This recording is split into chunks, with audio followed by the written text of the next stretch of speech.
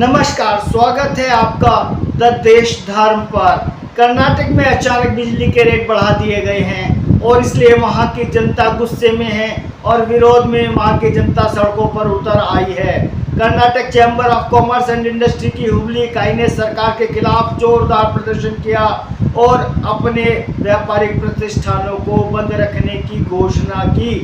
आज 22 जून को कर्नाटक बंद रखा गया, जिसका व्यापक प्रभाव कर्नाटक में देखने को मिला।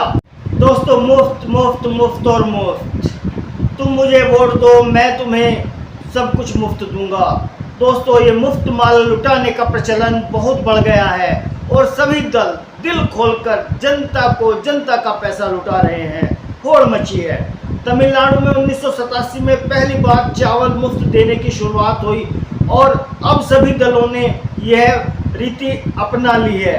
कोई दल ऐसा नहीं है जो मुफ्त का माल लुटाने की घोषणा अपने चुनावी घोषणा पत्र में न कर रहा हो, बल्कि अधिकाधिक घोषणा की जाती रही है। होड़ लगी है। कर्नाटक चुनाव में कांग्रेस ने 5 वादे किए थे, जिसमें से एक वादा कि हर घर को 200 यूनिट तक बिजली मुफ्त दी जाएगी। प्रदेश की नवनिर्वाचित कांग्रेस सरकार ने अपना वादा पूरा करते हुए सोमवार को गृह ज्योति योजना के कार्यान्वयन के लिए निर्देश दिए। इसी तरह सभी घरों को मुफ्त बिजली देने का वादा पूरा हुआ।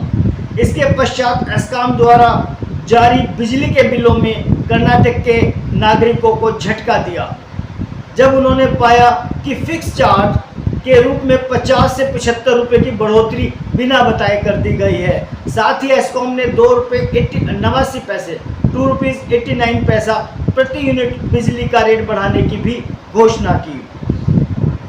अब अगर कर्नाटक में कोई 200 यूनिट से ज़्यादा बिजली खर्च करेगा तो बिजली के बिल का भुगतान बढ़ी हुई राशि के हिसाब से देगा।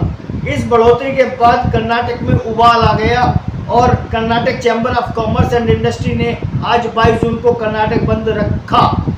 इस बंद में कई संस्थाएं शामिल हुई, परंतु FKCCI ने इस बंद पर चुप्पी साधी।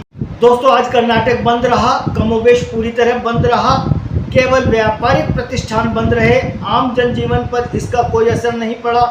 दोस्तों, चुनाव जीतने के लिए सभी दल मुफ्त का माल लुटाने की घोषणाएं करने लगे हैं। हालांकि जीतने के बाद ये वादे पूरा करना उनको ही मुश्किल हो जाता है। हालांकि जन दबाव के चलते वादे पूरे करने भी पड़ते हैं, परंतु उसका खामियाजा देश और प्रदेश को उठाना पड़ता है। जो पैसा आम जनता पर लुटाया जाता है वो किसी दूसरी तरह से जनता से ही वसूल किया जाता है। कोई दल अपने कोष से तो मुफ्त में माल नहीं लुटाता। दोस्तों, हमें ऐसे दलों का बहिष्कार करना चाहिए जो प्रदेश की आर्थिक स्थिति का ध्यान न रखकर अप्रत्यक्ष रूप से वोटरों को रिश्वत देने का काम करते हैं।